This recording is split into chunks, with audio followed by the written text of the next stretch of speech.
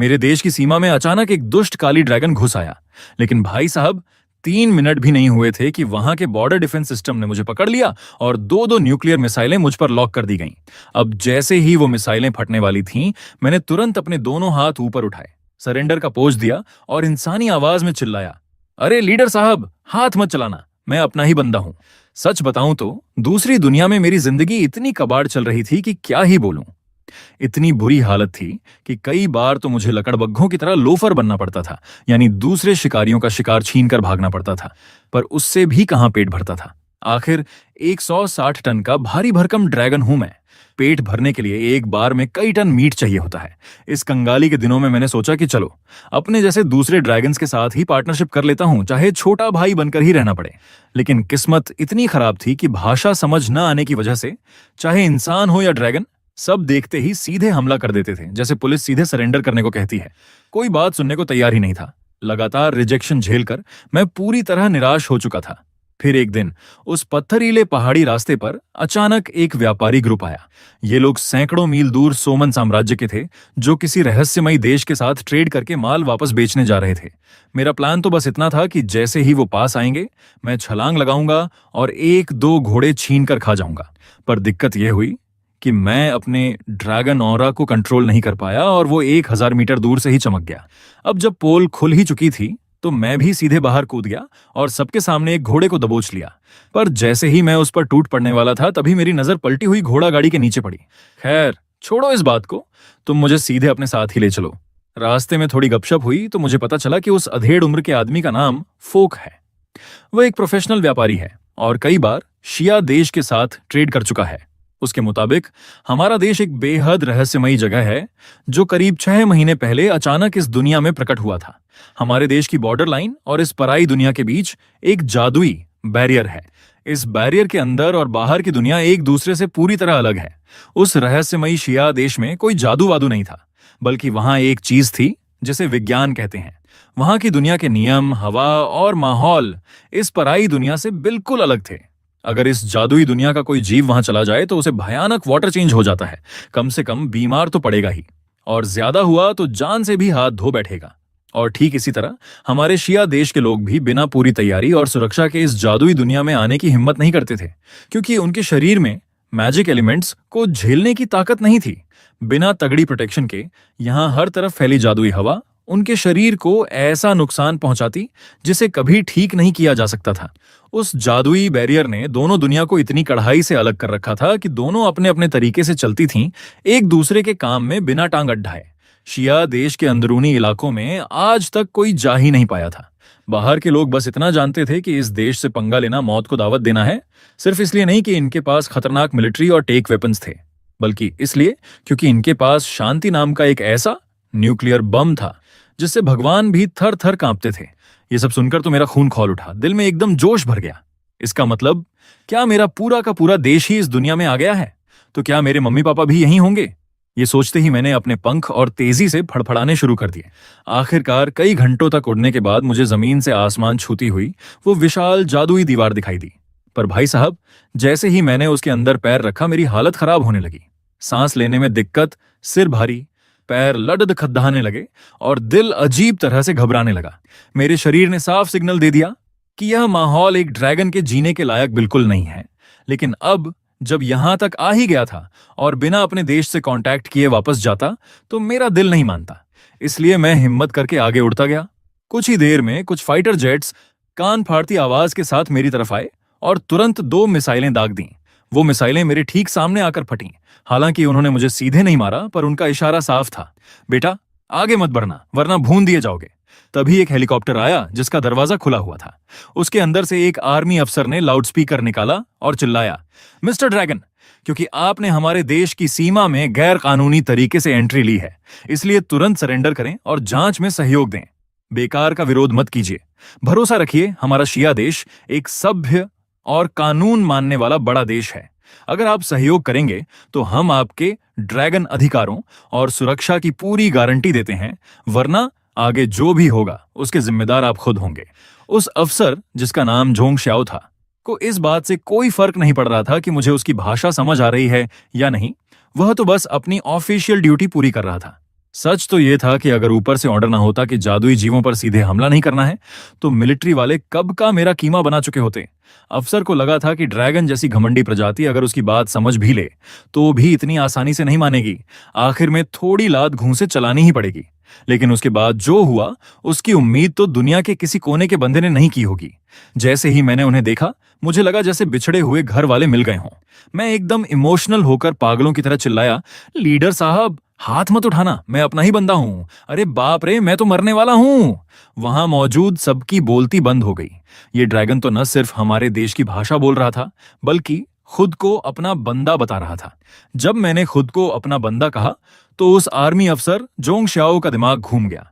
उसने हैरान होकर पूछा, मिस्टर ड्रैगन, मुझे आपकी बात का मतलब ठीक से समझ नहीं आया। क्या आप थोड़ा खुलकर समझाएंगे? मैंने तुरंत अपनी पूरी दुख भरी कहानी सुनानी शुरू कर दी। सर, असल में मैं पहले एक आम इंसान ही था और इसी शिया देश का रहने वाला था, पर पता नहीं कैसे 6 महीने पहले मैं अचानक इस रूप में बदल गया। मेरा नाम हुआंगजे है, उम्र 26 साल है और मेरा आईडी नंबर 4503 से शुरू होता है।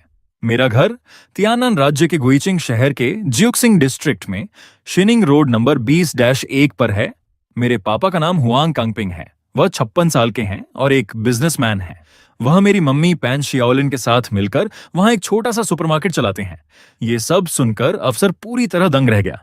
जाहिर सी बात है, जादुई बैरियर और देश की सख्त प्राइवेसी की वजह से बाहर की दुनिया के किसी जीव को हमारे देश के बारे में इतनी बारीक डिटेल्स पता होना नामुमकिन था। अफसर ने तुरंत सीरियस होकर कहा, मैं अभी के अभी तुम्हारी दी हुई जानकारी की जांच करवाता हूं। अगर तुम्हारी बातें सच निकली तो हम तुम्हें बिल्कुल परेशान नहीं करेंगे, लेकिन अभी तुम्हारी सेफ्टी के लिए अच्छा यही होगा कि तुम उड़कर वापस जादुई दीवार के बाहर चले जाओ, क्योंकि यहाँ का माहौल तुम्हारे लिए ठीक नहीं है।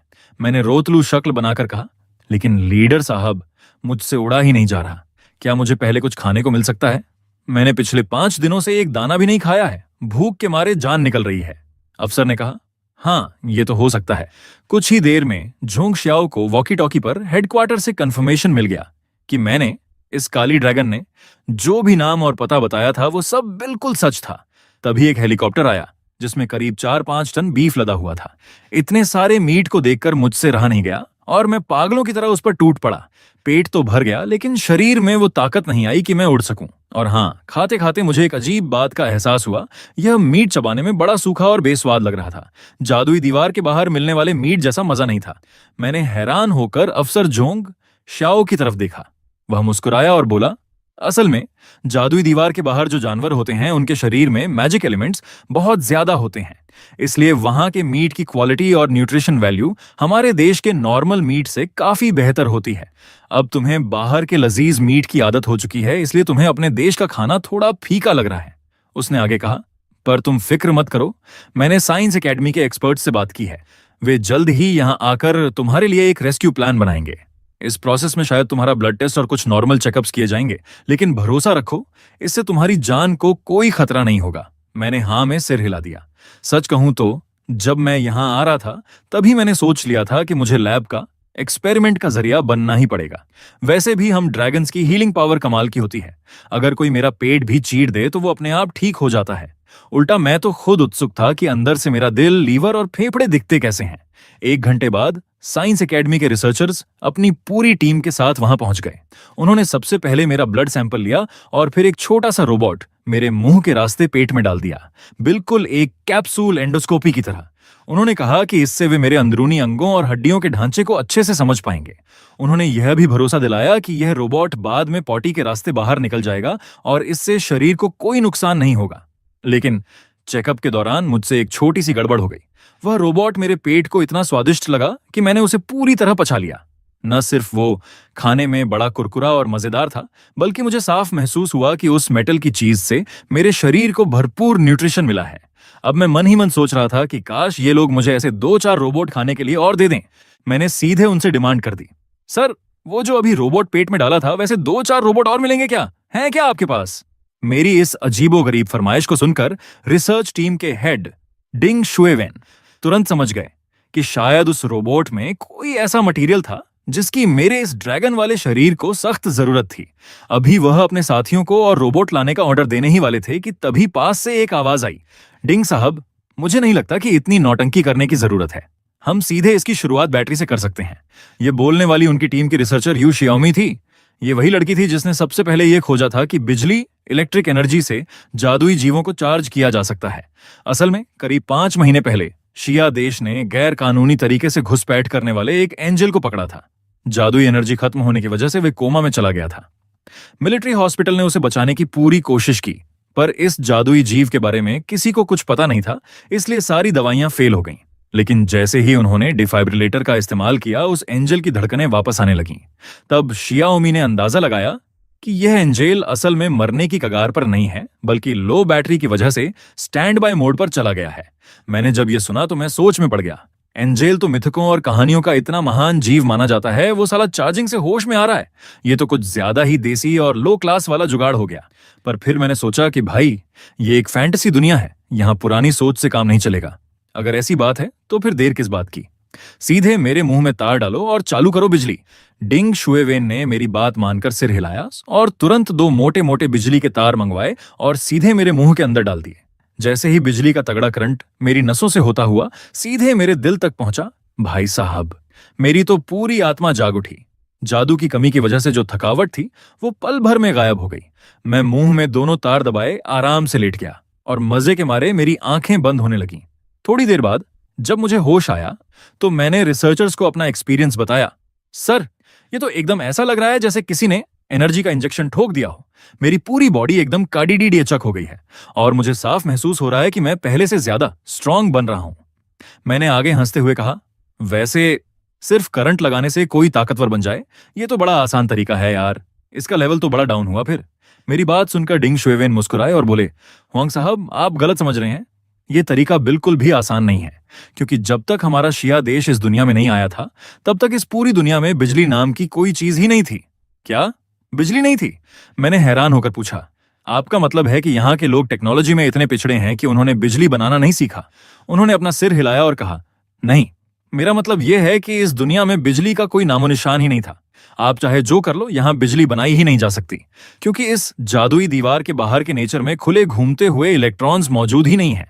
जब इलेक्ट्रॉन ही नहीं होंगे तो करंट कैसे बहेगा और बिजली कैसे बनेगी?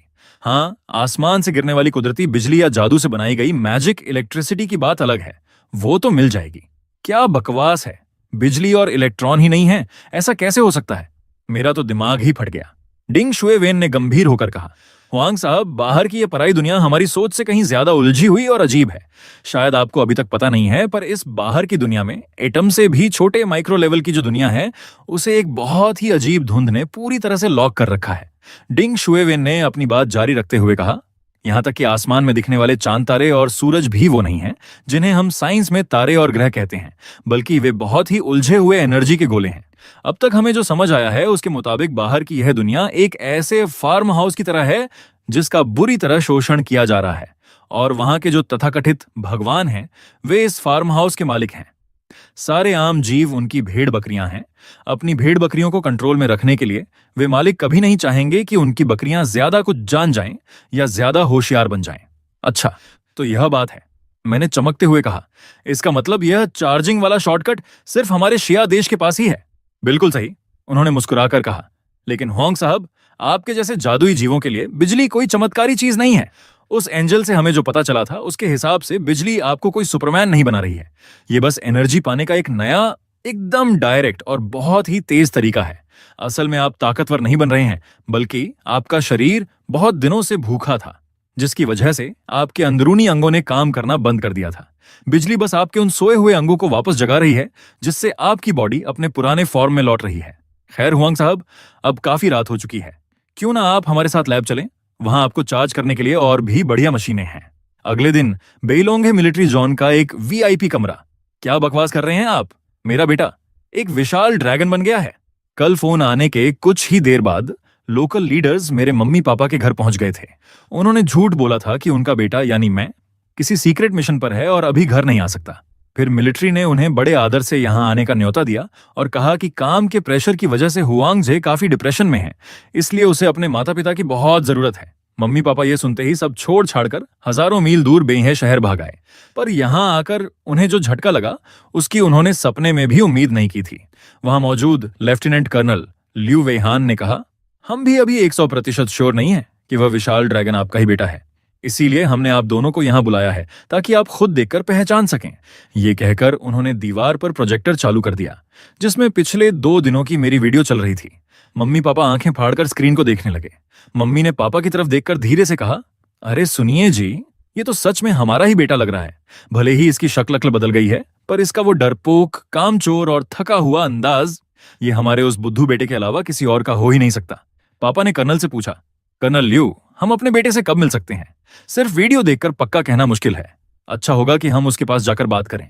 कर्नल ने कहा, हुआंगजे साहब भी आपसे मिलने के लिए मरे जा रहे हैं। चलिए हम अभी वहां चलते हैं।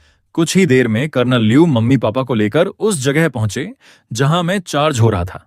जैसे ही स्टाफ ने मेरी बॉडी से बिजली के तार हटाए, ठीक उसी समय मेरी आंखें खुलीं और सामने मुझे मेरे मम्मी पापा दिखाई दिए। मेरा दिल गार्डन गार्डन हो गया। मैं खुश होकर पागलों की तरह उनकी तरफ लपकने ही वाला था कि कर्नल ल्यू ने हवा में हाथ हिलाते हुए चिल्लाना शुरू कर दिया, रुको रुको, वहीं रुक जाओ। तब जाकर मुझे होश आया कि अब मैं कोई नन्हा मुन्ना बच्चा नहीं हूं। मैं एक 170 टन का एक भारी भरकम ब्लेसिंग बेबी ड्रैगन हूं। अगर मैं अपनी खुशी में उनसे लिपट जाता तो वहां मौजूद सभी लोगों का कीमा बन जाता और खेल वहीं खत्म हो जाता। मम्मी ने सहमते हुए दूर से पूछा, क्या क्या तुम सच में मेरे बेटे हो? मैंने भारी आवाज में कहा, अरे मम्मी, हाँ, मैं सच में हुआंगजे हूं। पापा ने मेरा टेस्ट लेने के लिए पूछा, अच्छा बताओ, हुआंगजे का ब्लड ग्रुप क्या है? मैंने तुरंत कहा, ओ पॉजिटिव। हुआंगजे को कौन सा फल सबसे गंदा लगता है? मैंने जवाब दिया, डूरियन। साल 2002 की गर्मियों की छुट्टियों में जब हम मेले में गए थे तब क्या हुआ था?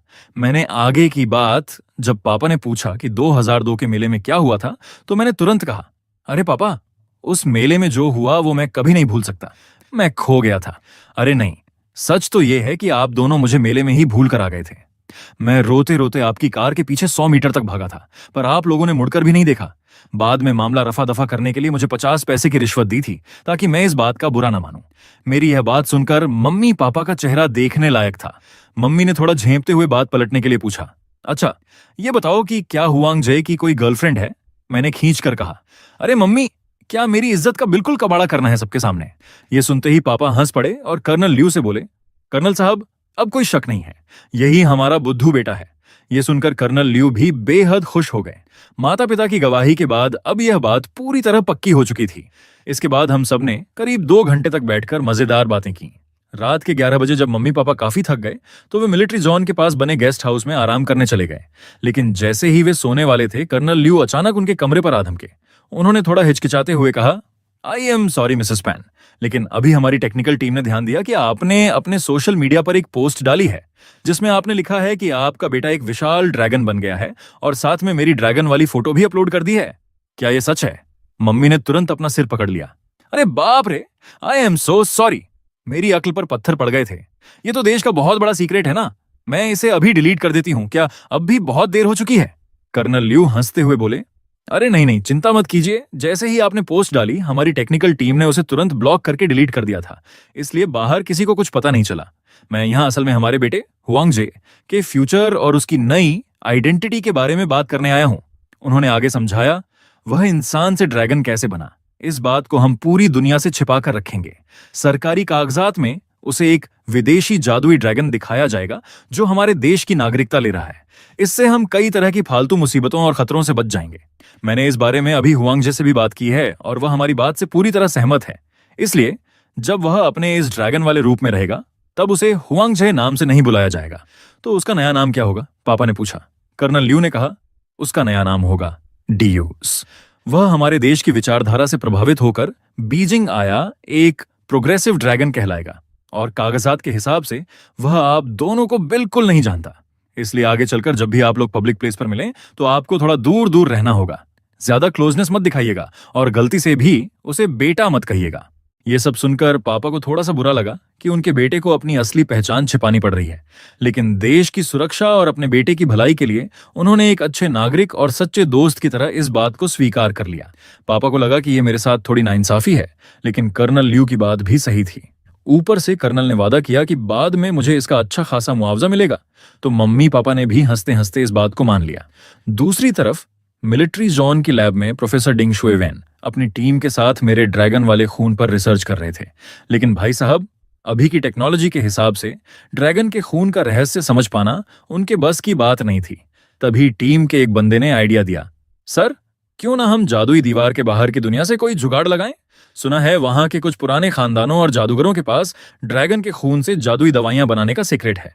उसे पीकर आम इंसान भी ड्रैगन जैसी ताकत वाला ड्रैगन ब्लड वॉरियर बन जाता है। इत्तेफाक से अभी साउथ वेस्ट बॉर्डर के पास एक मैच्योर रेड ड्रैगन हमारे देश के कुछ स्मगलरों को अपना खून बेचने की फिराक में है। क्यों ना हम जाल बिछाकर हनी ट्रैप या फेक डील करके उसे रंगे हाथों दबोच लें। प्रोफेसर डिंग की आंखें चमक उठीं। उन्होंने कहा, बाहर की दुनिया में एक लाल ड्रैगन को पकड़ना थोड़ा मुश्किल तो है, पर हमारा हुआंगजे जो कि ब्लैक ड्रैगन है वैसे भी रेड ड्रैगन से ज्यादा ताकतवर है। ऊपर से हम हुआंगजे की बॉडी पर कुछ हाईटेक मिलिट्री वेपन्स फिट कर देंगे और साथ में 2-4 फाइटर जेट्स भी भेज देंगे। देखते हैं वो लाल ड्रैगन कैसे बचकर भागता है। प्रोफेसर ने आगे सोचा, और हाँ, जैसे ही हुआंगजे वापस इंसान बनने का तरीका सीख जाएगा, हम उसके लिए एक बढ़िया सी लड़की ढूंढकर उसकी शादी करा देंगे। प्रोफेसर डिंग तो ख्याली पुलाव पकाने में इतने खो गए कि उन्हें आगे का सब कुछ एकदम परफेक्ट लगने लगा। पर जनता के सामने मेरी एंट्री कराने से पहले मेरी इस ड्रैगन वाली पहचान को लीगल और इमोशनल बनाना जरूरी था। इसलिए प्रोफेसर डिंग मेरे पास आए और मुझे अपनी लिखी हुई फिल्मी स्क्रिप्ट सुनाने लगे। देखो हुआंगजे, कहानी यह है कि तुम ड्यूज नाम के एक महान और शक्तिशाली ब्लैक ड्रैगन हो। एक दुष्ट विलेन डेमन किंग से खतरनाक लड़ाई में तुम बुरी तरह जख्मी हो गए थे। तभी कुछ गंदे भेड़ियों ने तुम्हें घेर लिया। तुम्हारी मौत पक्की थी, लेकिन ठीक उसी वक्त हमारी एक बहादुर और खूबसूरत महिला सर्वे ऑफिसर वहां खोजी मिशन पर आई। उसने सबकी बात ठुकराकर अपनी जान पर खेलकर तुम्हें बचाया और मैंने तुरंत उन्हें बीच में ही टोक दिया। अरे रुकिए रुकिए प्रोफेसर साहब, ये आपकी स्क्रिप्ट कुछ ज्यादा ही फिल्मी और बकवास नहीं लग रही? भला कौन सी खूबसूरत लड़की बॉर्डर पार अकेले जंगलों में सर्वे करने जाएगी, और वो इतनी टाइमिंग से कैसे पहुंचेगी कि मरते हुए ड्रैगन को बचा ले, और उसका दिल इतना कैसे पिघल जाएगा? आपकी कहानी जिस ट्रैक पर जा रही है, आगे चलकर इसमें लव स्टोरी, रोमांस भी डालने वाले हो क्या? प्रोफेसर मुस्कुराए। हाँ बिल्कुल, आगे की कहानी यही है कि तुम उस लड़की के प्यार में पागलों की तरह अंधी हो जाओगे। उसका दिल जीतने के लिए और हमेशा उसके पास रहने के लिए तुम अपना देश छोड़ हमारे शिया देश की नागरिकता ले लोगे। देखो, भले ही यह कहानी थोड़ी घिसी पिटी है, पर इससे आम जनता के दिल में तुम्हारे लिए बहुत इज्जत और प्यार बढ़ जाएगा। तुम्हें सरकारी काम करने में भी आसानी होगी। मैंने थोड़ा सोचते हुए कहा, बात में दम तो है, चलो ठीक है, पर मेरी एक्टिंग थोड़ी कबाड़ है। अगर मैंने रायता फैला दिया तो मुझे दोष मत देना। प्रोफेसर खुश होकर बोले, अरे थैंक यू यार हुआंगजे, तुम्हारी इसी समझदारी का मैं फैन हूं। तुम्हें कोई ऑस्कर वाली एक्टिंग नहीं करनी है, तुम्हें बस कैमरे के सामने एकदम कूल, एटीट्यूड वाला और एंग्री यंग मैन बनकर रहना है। बाकी सब हम संभाल लेंगे। बस एक छोटी सी बात है, इस कहानी की जो हीरोइन होगी उसे तुम्हें खुद चुनना होगा। मैंने चौंक कर कहा, अरे मुझे ऐसा क्यों लग रहा है कि कहानी के बहाने आप लोग सरकारी खर्चे पर मेरी मैट्रिमोनी, शादी का रिश्ता तय करवा रहे हो? प्रोफेसर डिंग पहले तो थोड़ा झेंप गए, पर फिर उन्होंने सच उगल ही दिया। हुआंग साहब, अगर आप ऐसा सोच रहे हैं तो इसमें कोई गलत बात नहीं है। हम सचमुच आपके लिए एक परमानेंट गर्लफ्रेंड ढूंढना चाहते हैं। इसके 3 फायदे हैं। पहला, आपकी लव लाइफ सेट हो जाएगी। दूसरा, लड़की के आने से आपका इंसानी दिमाग शांत और स्टेबल रहेगा। और तीसरा, सच कहें तो हम साइंटिस्ट लोग इस बात को लेकर बड़े उत्सुक हैं कि क्या इस जादुई दुनिया के इंसानों, ड्रैगन्स और परियों, एल्व्स के बीच बच्चे पैदा हो सकते हैं या नहीं। हम आप पर इसकी प्रैक्टिकल रिसर्च करना चाहते हैं। मैंने अपना माथा पीट लिया। भाई साहब, मैं इतना बड़ा और खूंखार ड्रैगन हूं, पर मेरी बीवी ढूंढने का ठेका खुद सरकार ने ले रखा है। यह थोड़ा अजीब अकवर्ड था। प्रोफेसर डिंग ने मुस्कुराते हुए कहा, हुआंग साहब, आप इस बात की बिल्कुल चिंता मत कीजिए। असल में हमने आपको वापस इंसान बनाने का तरीका ढूंढ निकाला है। सच में? मैंने चौंक कर पूछा। हाँ, इस वक्त जो रेड ड्रैगन हमारे देश के कुछ स्मगलरों को अपना खून बेचने की फिराक में है, उसके पास इंसान बनने की जादुई ताकत है। वह पहले भी कई बार इंसानी रूप लेकर खरीदारों के साथ मीटिंग कर चुका है। यह सुनते ही मैं उछल पड़ा। तो फिर हम सोच क्या रहे हैं? जल्दी से उसे कांटेक्ट करते हैं और वो तरीका खरीद लेते हैं।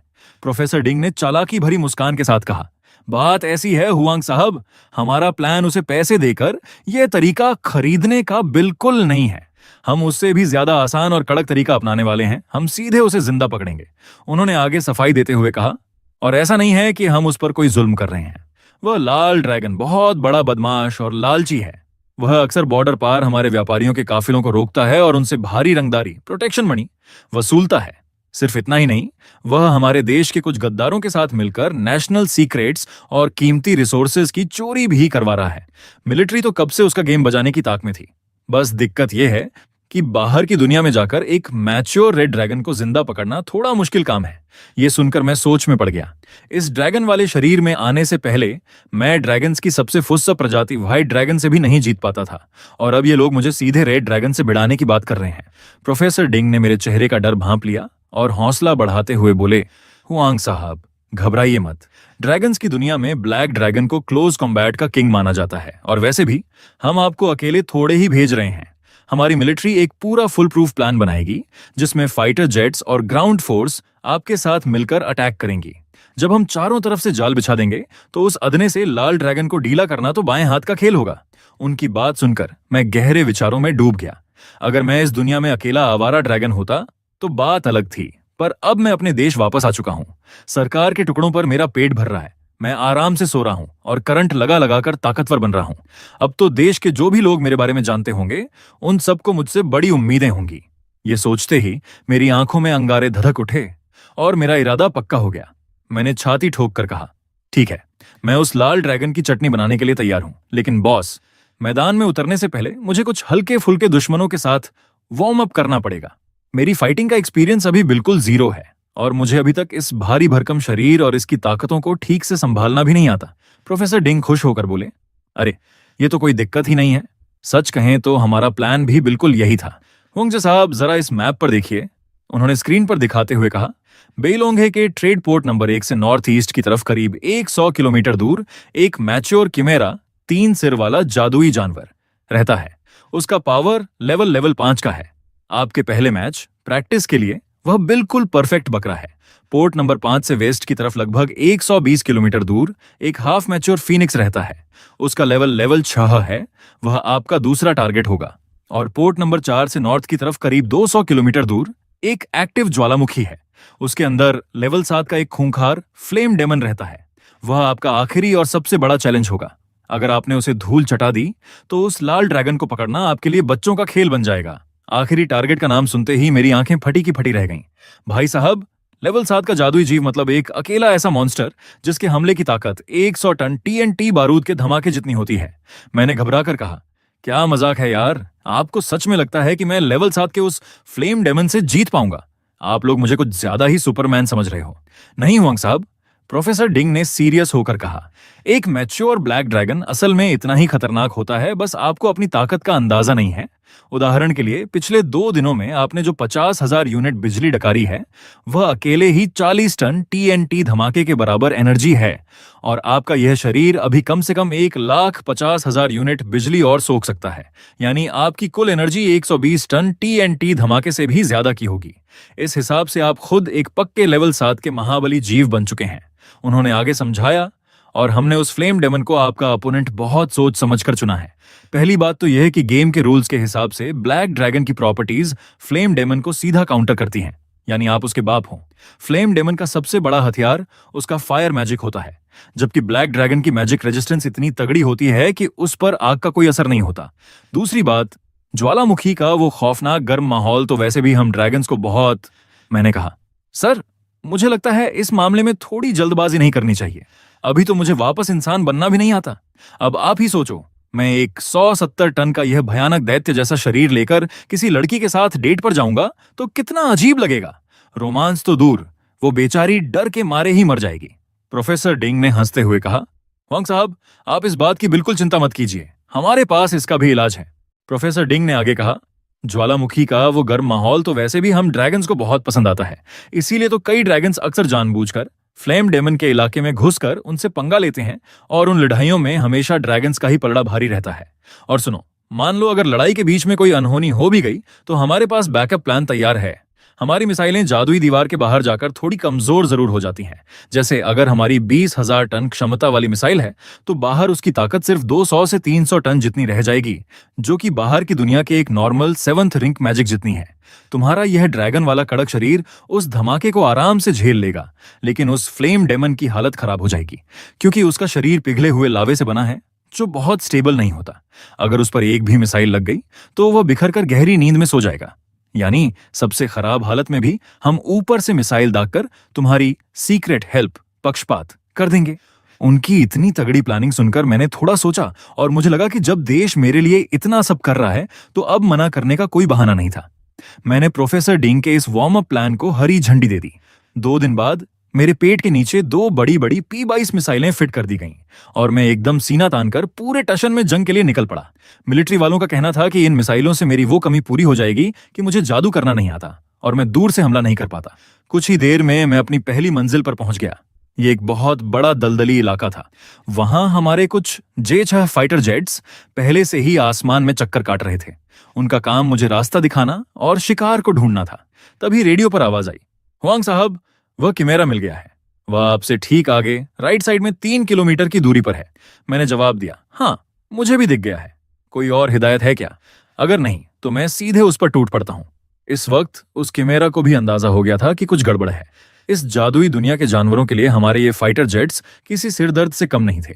एक तो ये उड़ते बहुत तेज थे और दूसरा इनका शोर इतना कान फाड़ने वाला था कि किमेरा पिछले 2 दिनों से इनकी आवाज सुन सुनकर पागल हो चुका था। उसके लिए ये जेट्स ऐसे थे जैसे हमारे लिए भिनभिनाते हुए मच्छर, जिन्हें दिल करता है कि एक थप्पड़ में मार दें। खैर, उसकी यह टेंशन अब हमेशा के लिए खत्म होने वाली थी। मैंने ऊपर से एक विशाल और खूंखार ब्लैक ड्रैगन के रूप में उस पर सीधा धावा बोल दिया।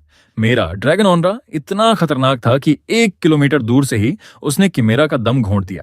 वह बेचारी डर के मारे कुछ सेकंड के लिए वहीं सुन्न हो गई और जब तक वह संभल पाती तब तक मेरे भारी भरकम और ताकतवर पंजों ने उसे जमीन पर पटक कर उसका कीमा बना दिया था। सच बताऊं तो मैं खुद हैरान रह गया। पहले मेरा यह ड्रैगन वाला रौब सिर्फ नाम का था, पर यहां तो जादू ही हो गया। मैंने जमीन पर बेहोश पड़ी उस किमेरा को देखा तो मेरा मन थोड़ा उदास हो गया। साला कोई मजा ही नहीं आया। मैं तो सोच रहा था कि कम से कम 2-4 मिसाइलें दागने का मौका मिलेगा। मैंने रेडियो पर टीम से कहा, भाइयों, मुझे नहीं पता था कि यह इतनी कमजोर निकलेगी। मुझसे थोड़ा ज्यादा जोर लग गया और ये तो एक ही शॉट में बेहोश हो गई। मिसाइल चलाने का मौका ही नहीं मिला। अब आगे क्या करना है? क्या सीधे अगले ग्राउंड पर चलें? तभी हेडक्वार्टर से कर्नल ने कहा, हुआंग साहब, पहले आप बेस पर वापस आ जाइए। दूसरा टारगेट यहां से 200 किलोमीटर दूर है। जादुई दीवार के बाहर हमारे फाइटर जेट्स का ईंधन, फ्यूल बहुत जल्दी खत्म होता है, इसलिए वे वहां ज्यादा देर आपका साथ नहीं दे पाएंगे। और हाँ, प्रोफेसर डिंग चाहते हैं कि आप इस किमेरा को अपने मुंह में दबाकर वापस ले आएं। वे इस पर कुछ रिसर्च करना चाहते हैं। मैंने कहा, चलो ठीक है, और मैंने उस भारी भरकम किमेरा को अपनी मुंह में दबाया और वापस देश की सीमा के अंदर उड़ गया। बेस पर पहुंचकर मैंने वह किमेरा साइंस टीम को सौंप दी। मुझे इससे कोई फर्क नहीं पड़ता था कि वे उसका क्या करेंगे। मैंने तुरंत वॉकी टॉकी चालू किया और चिल्लाया, गो गो गो भाइयों, चलो अब अगले मैच की तैयारी करते हैं। तभी कर्नल ने मुझे रोका, जरा रुकिए हुआंग साहब, उस फीनिक्स के पास जाने से पहले हमें आपसे एक जरूरी बात करनी है। मैंने पूछा, अब क्या बात है? कर्नल ने थोड़ा झेंपते हुए कहा, कोई बहुत बड़ी बात नहीं है, बस हमारी एक छोटी सी गुजारिश है कि जब आप उस फीनिक्स से लड़ें तो थोड़ा हाथ हल्का रखिएगा, उसे ज्यादा जोर से मत मारिएगा।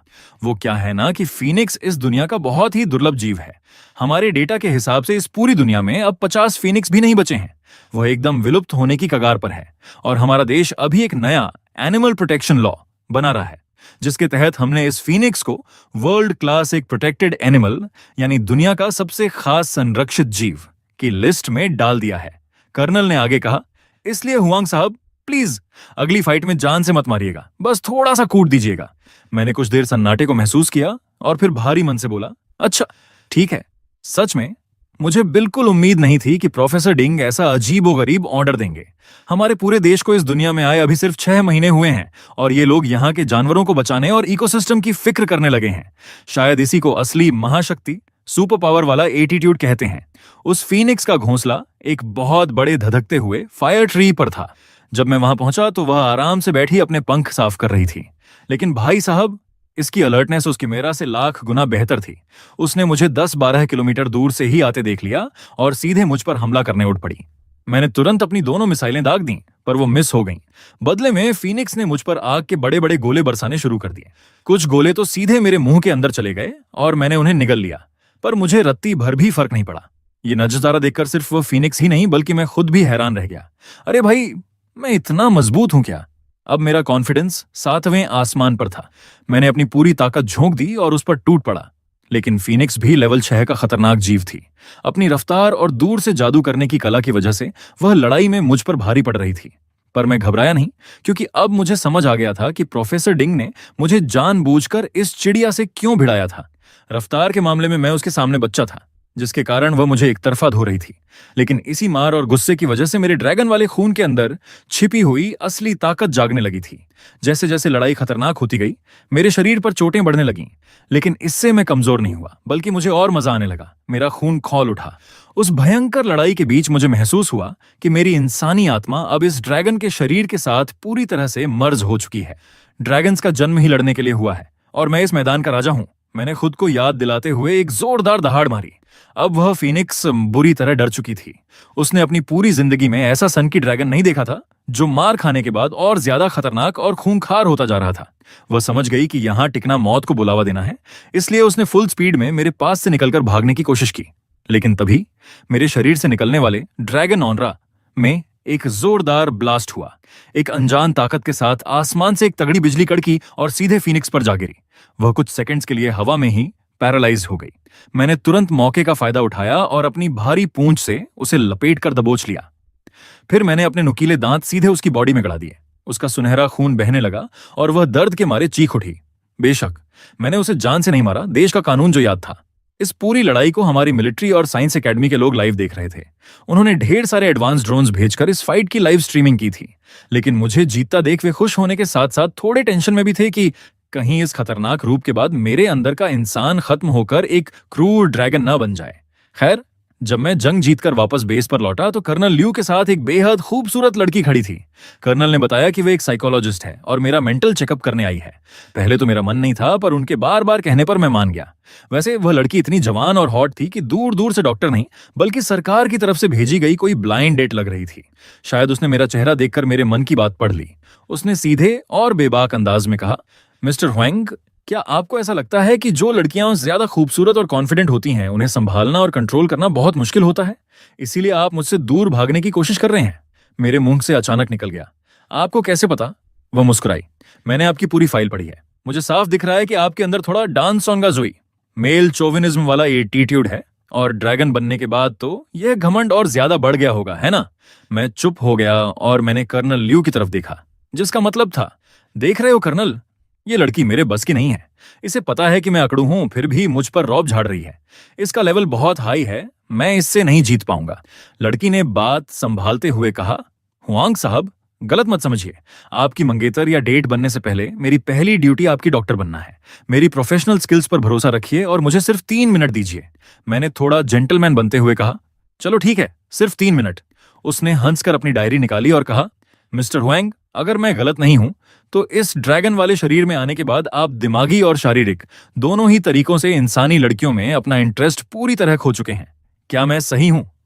मैंने अपनी भारी पूंछ को जमीन पर पटका, थोड़ी देर शांत रहा और फिर सच उगल दिया। हाँ, बात तो सही है। ड्रैगन बनने के बाद मेरी पसंद पूरी तरह बदल चुकी है।